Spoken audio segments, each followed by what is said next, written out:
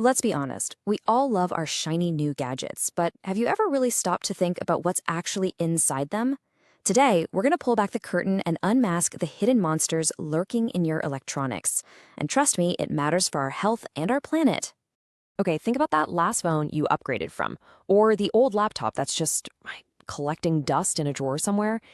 Where does all that stuff actually go? It's a question we almost never ask, but the answer is way more important than you might think. And that, right there, is the heart of the issue. It's like a game of hot potato. We love the new device, but the old one, nobody wants to be left holding it. We just pass it along, hoping someone else will deal with it. But eventually, someone gets stuck with this growing mountain of old tech. Right, so this hot potato we're talking about, it actually has a name: e-waste. It's everything from our phones and computers to TVs and old batteries. And here's the really alarming part. It is the single fastest growing source of waste on the entire planet. That's kind of insane when you think about it.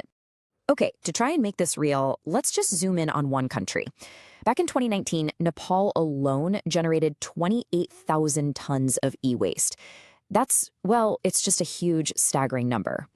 But I mean, what does 28,000 tons of old gadgets actually look like? How do you even begin to wrap your head around a number that big? Well, try to picture this: 7,000 adult elephants. That's the weight we're talking about. It's a pretty powerful image, isn't it? A herd of electronic elephants that we're creating and then just tossing aside year after year. But here's where the story gets a real twist. This e-waste isn't just a pile of junk. It's a bizarre paradox, a mix of something incredibly valuable and something extremely dangerous. So, on one side of the coin, our e-waste is basically a treasure trove. I'm talking about valuable stuff like gold, silver, and copper. In fact, globally, we're looking at a $91 billion gold mine just sitting in our collective junk drawers.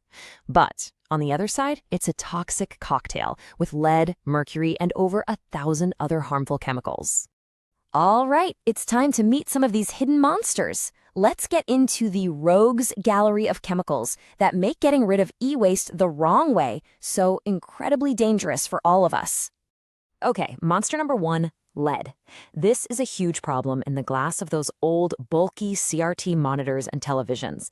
And get this, a single one of those old picture tubes can contain up to 4 pounds of pure lead. 4 pounds!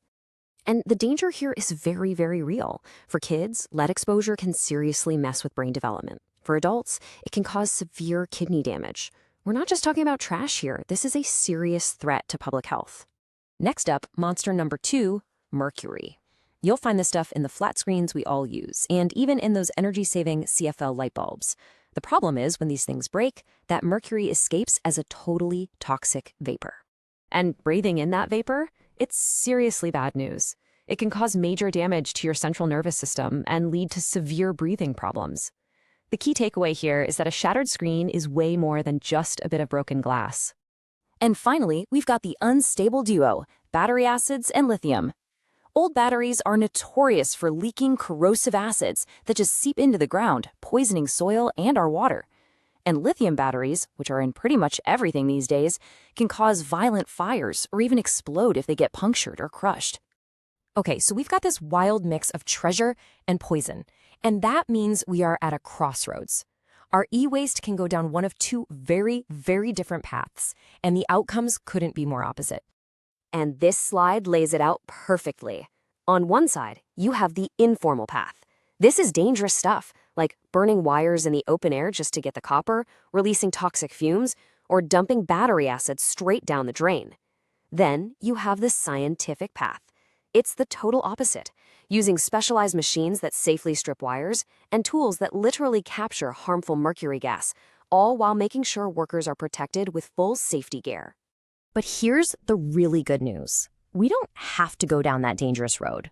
There is a responsible solution. There are clear, proven ways to tame these hidden monsters. So what does the professional process look like?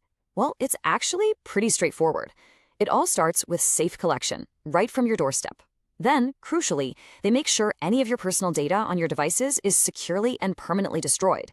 And finally, they use those scientific methods we just talked about to safely separate everything and recover all those valuable materials.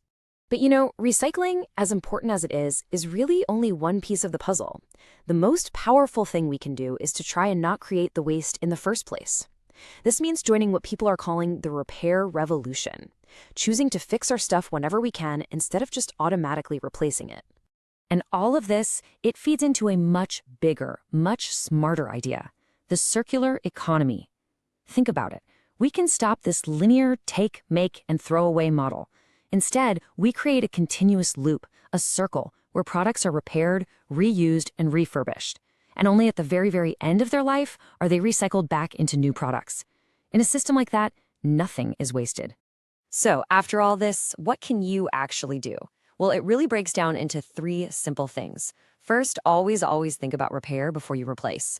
Second, when a device is really done for, find a professional e-waste recycler to handle it safely. And third, use your voice. Push for the companies that make our gadgets to take responsibility for them when we're done with them. Because at the end of the day, that old phone in your drawer, it's not just junk.